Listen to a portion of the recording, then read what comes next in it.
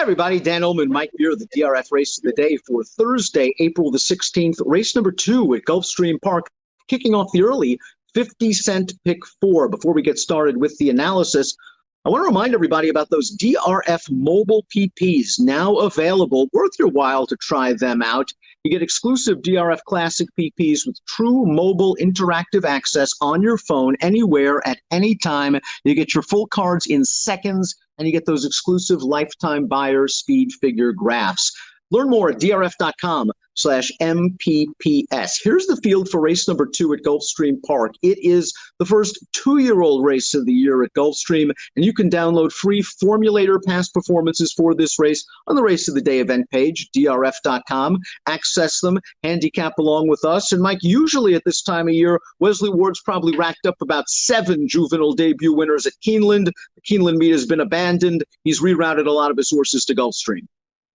Right. I suspect that's probably the only reason the number 2 Lime is in this race. Otherwise, she probably would have debuted at Keeneland. So, you always got to take these horses seriously, Dan. It's almost like, first of all, I just want to say I'm pretty excited that the 2-year-old races are getting underway. I always like this time of year, and hopefully these horses get to go on with it. But these Wesley Ward 2-year-olds, they're like the default position in these races. They're always ready to run, and they win a lot.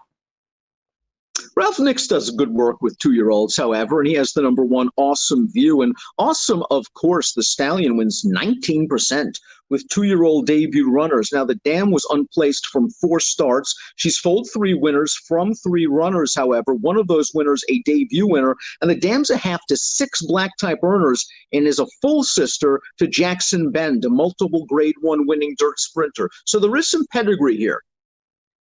Yeah, there really is. There's a lot of pedigree. And as you mentioned, Nix he just does a terrific job with his 2-year-olds.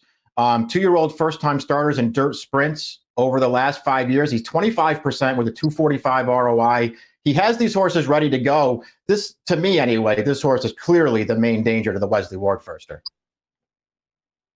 And here is the Wesley Ward firster, the number 2 Lime. Just a fascinating statistic for the stallion Iqbal. Iqbal is 8 for 20.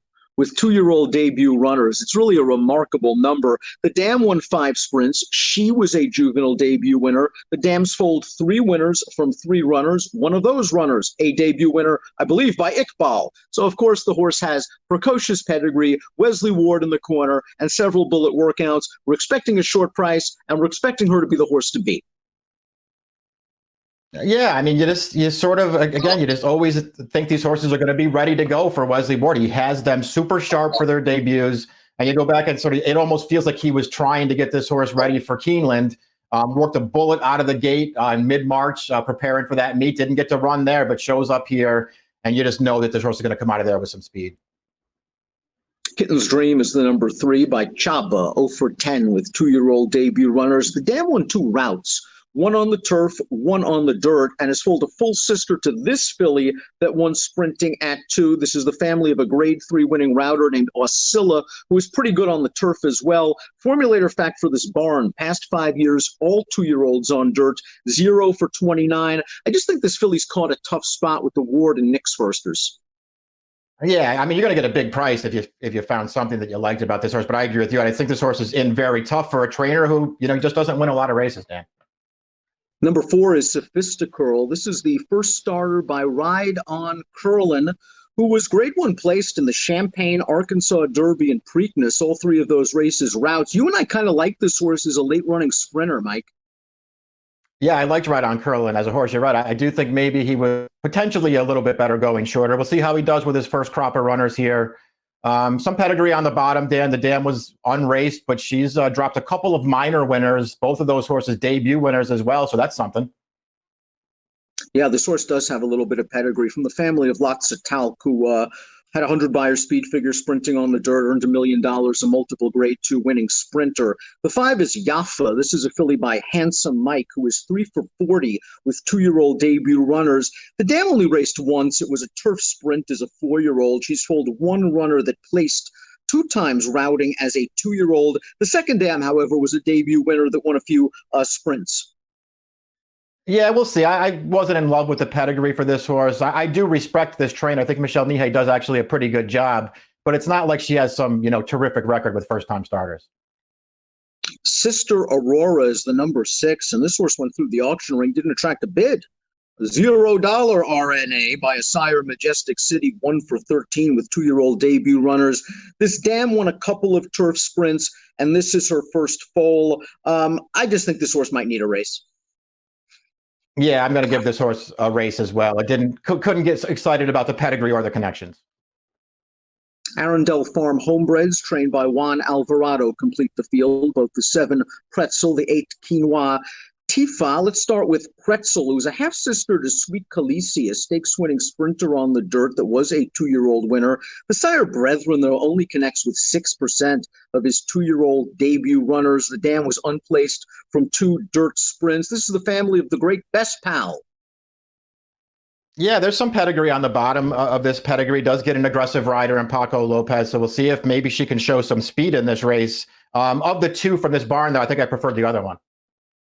I agree 100%. I prefer the 8 Quinoa Tifa. This is a daughter of Gemologist, who wins 15% with 2-year-old debut runners. The dam one sprinting on the turf. She's foaled 2 winners from 4 runners. One of those horses a debut winner.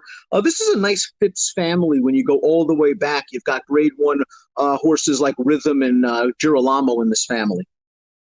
Yeah, you're right. If you go back a little ways in the pedigree, it's actually pretty solid. And this horse, you know, if nothing else, Dan, has been working pretty quickly. There's some pretty good works on her tab. Very swift workouts leading up to the debut. It's top pick time for the Thursday DRF race of the day. And Mike, you just can't go past Ward in these races. His record speaks for itself. This horse is bred for speed. We both went with Lime. I just suspect that this horse will come out of there running and be pretty tough to beat. If I play the early picks on this card, I'll probably use a little bit of the Knicks horse as well, just because he does so well with these horses, and she'll probably be a fair price in the race, but it's hard to go past Ward. Mike's going to go 2184. I'm going 2681. It's your Thursday DRF race of the day. Race 2 at Gulfstream is an approximate post time of 1:34 Eastern. Good luck.